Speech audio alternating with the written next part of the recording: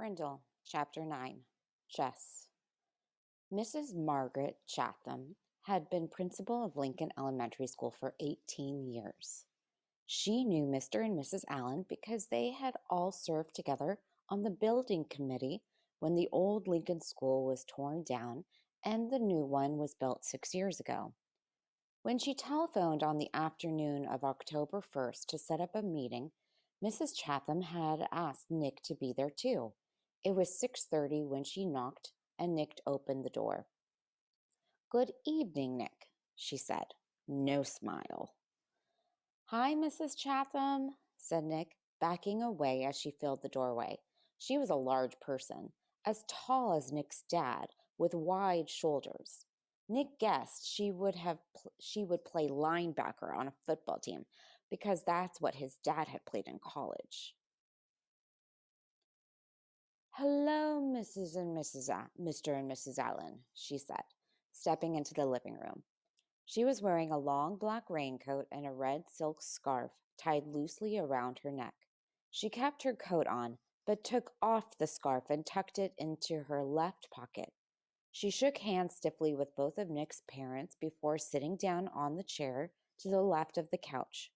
Nick's mom and dad sat on the couch, and Nick sat on the rocking chair that faced Mrs. Chatham across the low coffee table.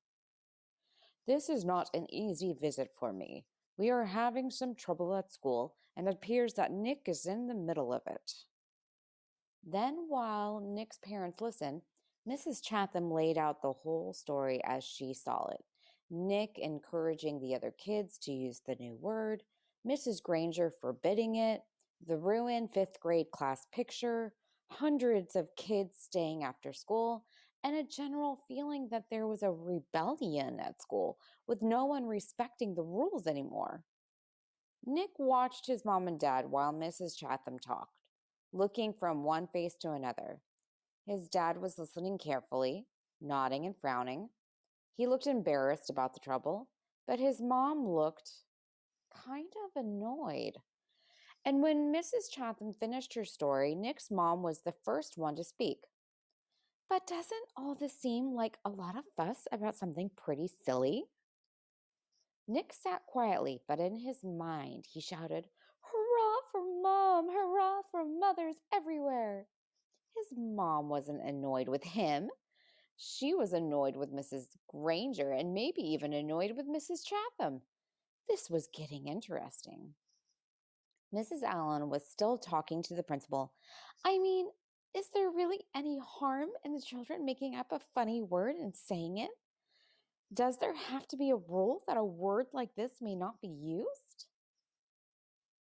Mrs. Chatham sighed and said, "Yes, I suppose it does seem silly, but Mrs. Granger thinks that it's rather like keeping children from saying ain't. There have to be standards. That's why we have dictionaries. And really, the problem isn't so much the word itself, it's the lack of respect for authority." Mr. Allen said, Mrs. Granger's right about that. There have to be standards. We can't have kids walking around saying ain't, can we?" And that's when Nick piped in. "You know that big dictionary in Mrs. Granger's room? The word ain't is right there in the book. I looked it up, and there it was. I don't see why I can't use a word if it's in the dictionary.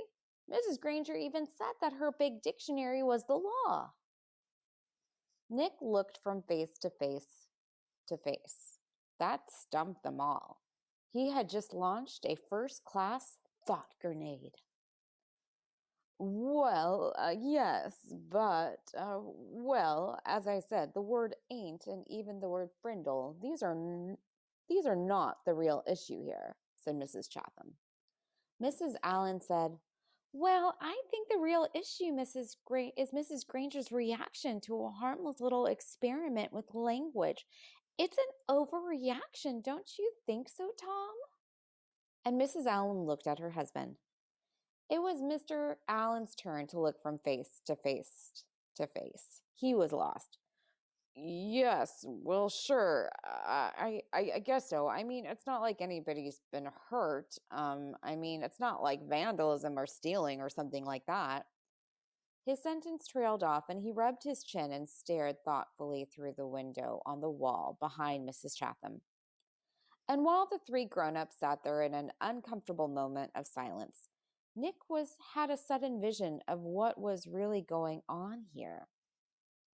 It was a chess game. Nick against Mrs. Granger. Mrs. Granger had just tried to end the game by using her queen, Mrs. Chatham, in her black raincoat and the Black Queen.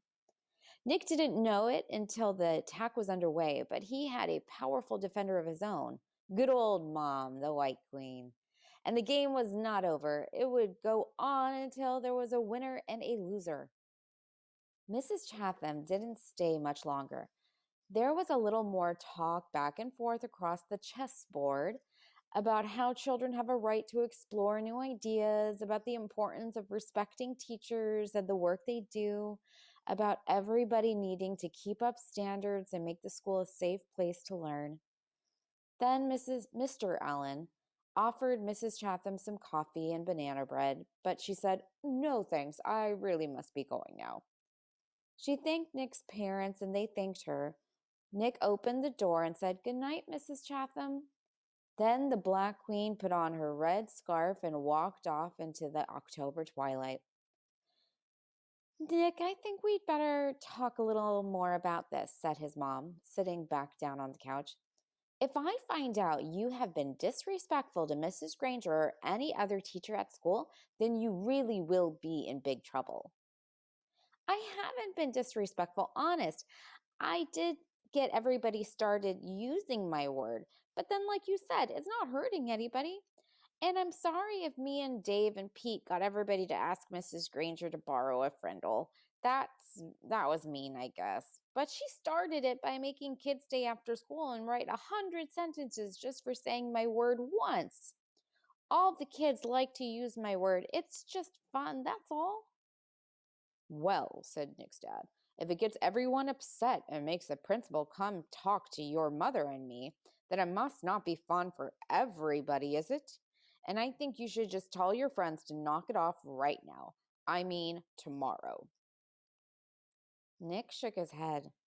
"I can't, Dad. It won't work. It's a real word now. It used to just be just mine, but not anymore. If I knew how to stop it, I think I probably would, but I can't." And Nick looked at both of their faces to see if that idea was sinking in. It was. "Like I said, I won't be disrespectful, but I do like my word, and I guess now we're just going to have to see what happens." And the chessmen, Nick's king and queen, had to agree. The game would go on. And that is the end of chapter 9.